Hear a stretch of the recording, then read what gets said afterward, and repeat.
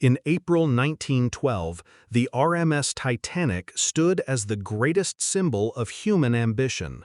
She was a floating palace, built with steel and pride, advertised as unsinkable. Rich and poor alike boarded her, dreaming of new beginnings across the Atlantic. But behind the shining chandeliers and polished decks, fate waited silently in the dark waters of the North Atlantic. Among the passengers was Eleanor Hayes, a young woman from England. She wasn't wealthy, but she had saved every coin to start a new life in New York. Her cabin was small, far below the grand halls of the first class, but to Eleanor it felt like the doorway to freedom. She carried only a worn suitcase and a notebook filled with poems. On the second night, Eleanor wandered onto the deck. There she met Thomas Reed, a ship's steward. He was kind, with tired eyes from endless work, but when he saw Eleanor, he offered her tea and a smile. They talked under the stars, sharing their dreams. For the first time, she felt the Titanic wasn't just a ship, it was a chance to discover life itself. Every day, Eleanor walked the decks and scribbled verses in her notebook. She wrote about the laughter of children in the hallways, the glow of lamps reflecting on the ocean, and the sound of violins drifting from the first-class ballroom.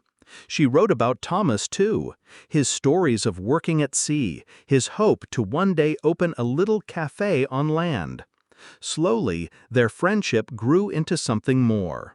But on the night of April 14th, everything changed. The air was bitter cold, and the stars shone like shards of glass above the endless sea. At 11:40 p.m., the Titanic struck an iceberg.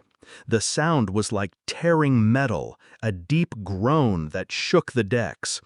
At first, passengers laughed nervously, thinking it was nothing. But water began to pour into the lower compartments, and soon the truth became undeniable. The unsinkable ship was sinking. Thomas found Eleanor in the crowded corridor. "Stay with me," he said firmly, gripping her hand. Panic spread through the ship. Crew members shouted, lifeboats were lowered, and desperate cries filled the night. The band played music to calm the fear, their notes trembling in the freezing air. When they reached the lifeboats, Thomas pushed Eleanor forward. "You must go," he insisted. But Eleanor shook her head, tears in her eyes. "Not without you." He looked at her with a sadness she would never forget. "They won't allow men unless there's space. You have to live, for both of us." She clung to his arm, refusing to let go, but the officer pulled her into the lifeboat. Eleanor screamed his name as the ropes lowered her into the black, icy water.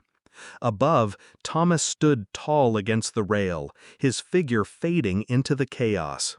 From the lifeboat, Eleanor watched the Titanic tilt sharply. The great ship's lights flickered, then dimmed. The bow disappeared beneath the sea, pulling hundreds of souls with it. The sound of people crying out in the freezing night was unbearable. Then came silence, broken only by the waves. Hours later, the survivors were rescued by the Carpathia. Eleanor was safe, but her heart felt empty. In her pocket, she still carried the notebook. On its last page, she wrote, "We thought the Titanic was unsinkable, but nothing built by human hands is greater than fate. I lost someone I loved in those dark waters. Yet I carry his dream with me.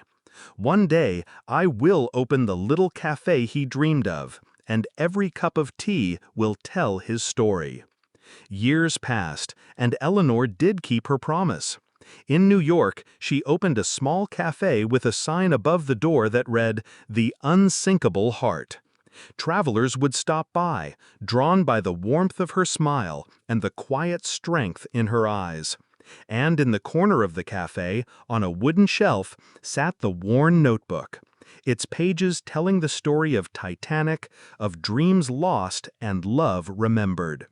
The Titanic's wreck still rests at the bottom of the Atlantic, a grave for over 1,500 souls. But Eleanor's story reminds us that beyond the statistics and the steel, there were human hearts, beating, dreaming, loving, until the very last moment. And perhaps that is the greatest lesson of all. Life is fragile, love is eternal, and hope can never be drowned.